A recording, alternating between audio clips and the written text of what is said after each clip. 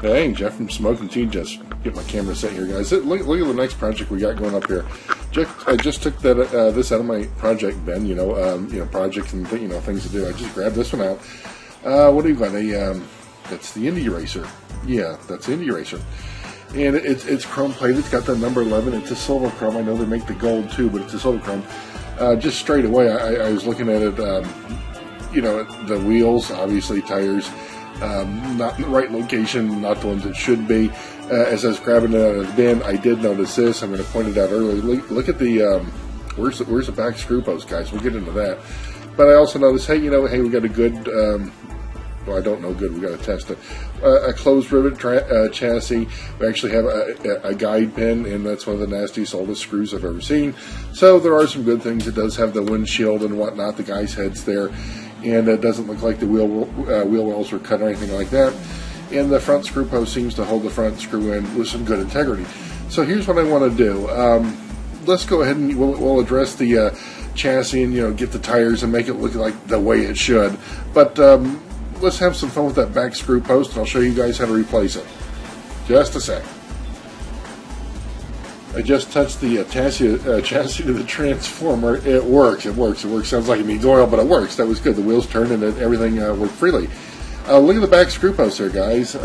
Seriously, it's quite a bit shorter. So what we'll do is I'm trying to. Here it is. I knew I had some. This is it's like a round, very, very, very tiny, like a PVC type pipe deal.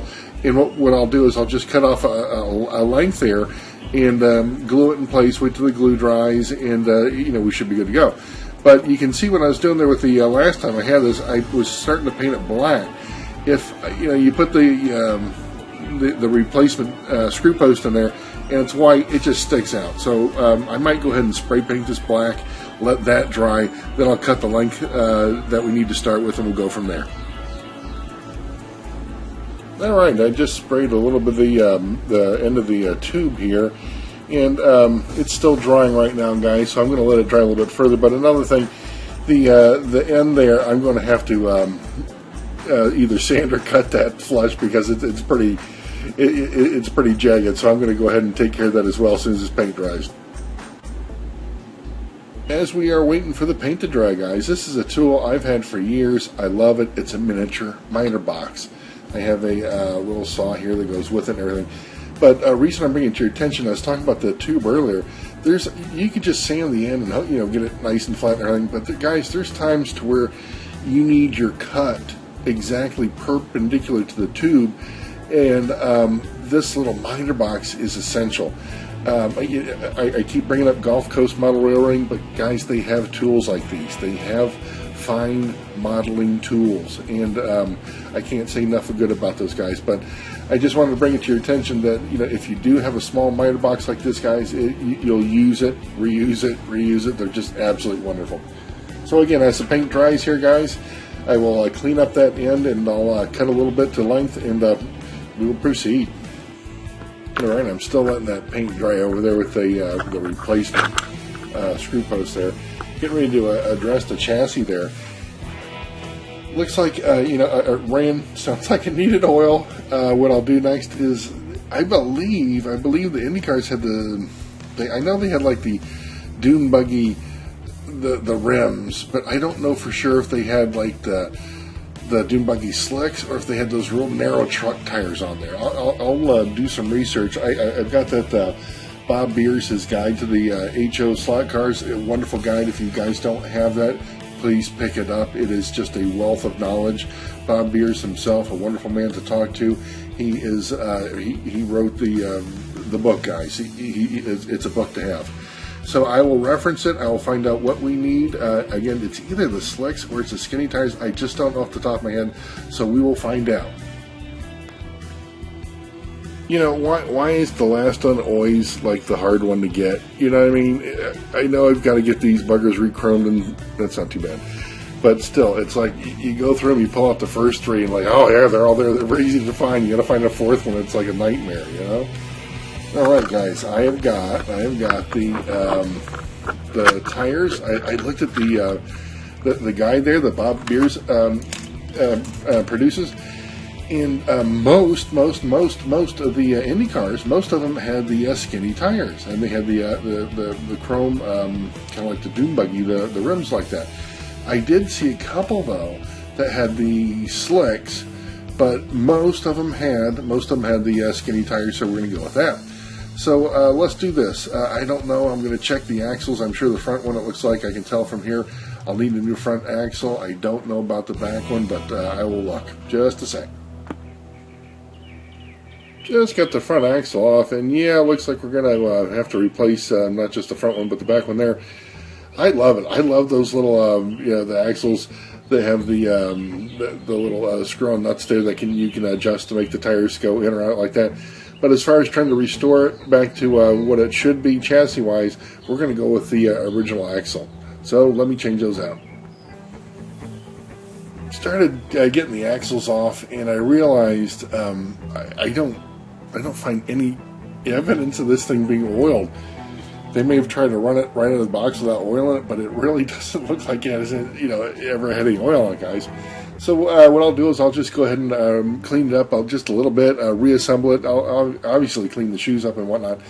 But, I think guys years ago, if they didn't know about oiling it or oiling it properly, when it started squealing, they didn't know what to do, and that was it. They were done. So this thing really it doesn't look like it's been oiled. So let me go ahead and, again, reassemble, do some oiling, see if we can get this bugger put back together.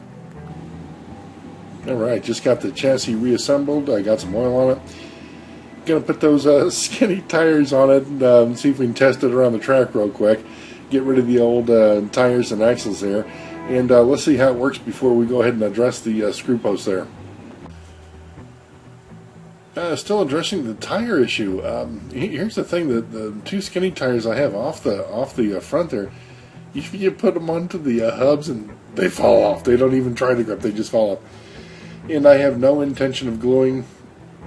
No intention of gluing them on there whatsoever. I'm not going to glue them on there. What I'll do is, again, let's go with the kind of like the slicks or the tires that they had on the dune buggies, and that kind of stuff. Will dress it out that way. But I've got to get rid of these tires. If they're not going to work on the rims, I just soon not have them. And I wouldn't want them to end up in an auction like, hey, here's some crap that doesn't work, So I get rid of the stuff, guys. All right, we will address the tire issue and see what it looks like. Just a sec. All right, let's test this bugger. Get the transformer. Grab the controller.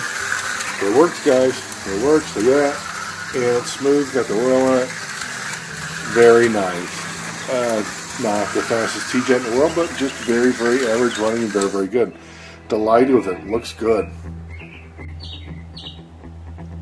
Alright, hey, chassis is done. Chassis came out real good, guys. Real good. I mean, look at that bugger. Just absolutely wonderful.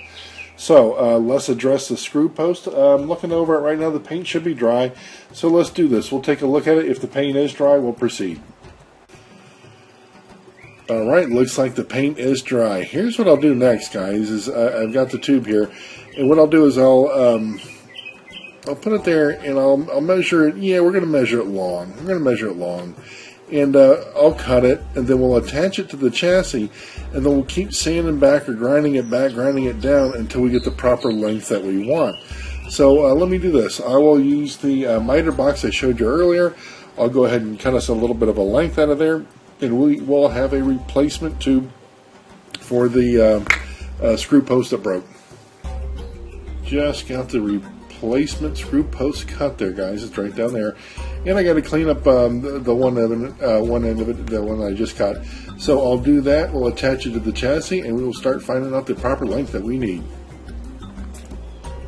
Very quickly, what I did there is I just I put a screw in the screw post there, and I just attached to the back.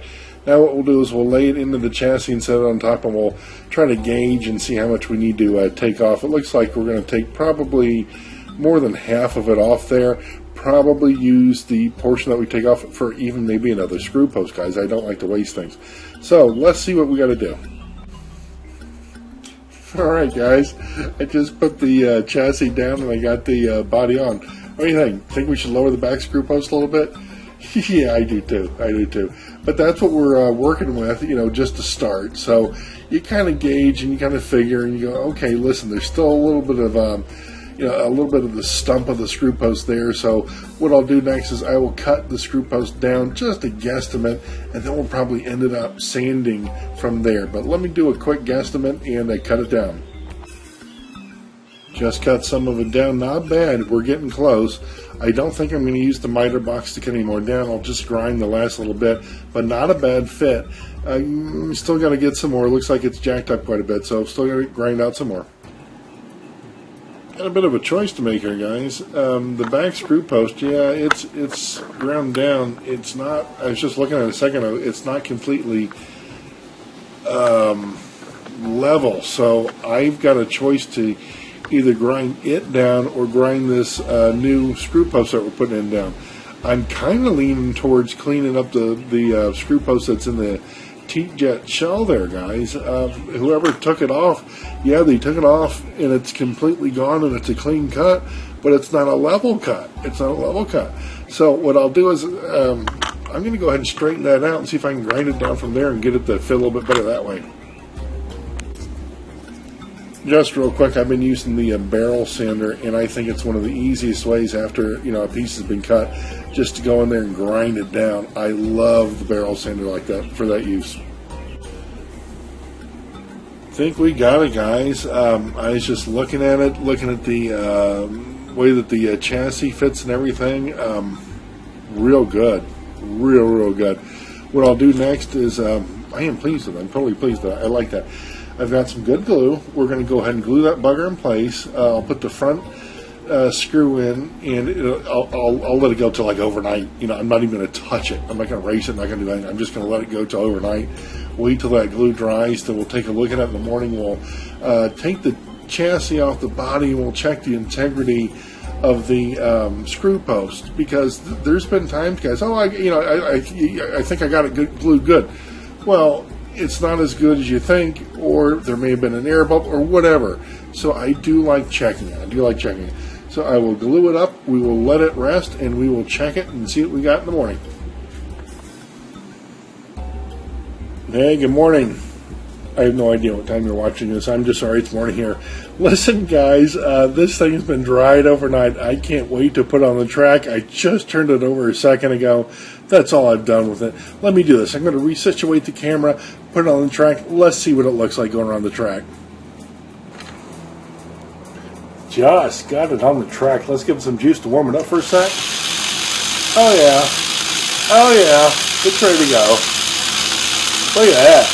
Look at that. Very good.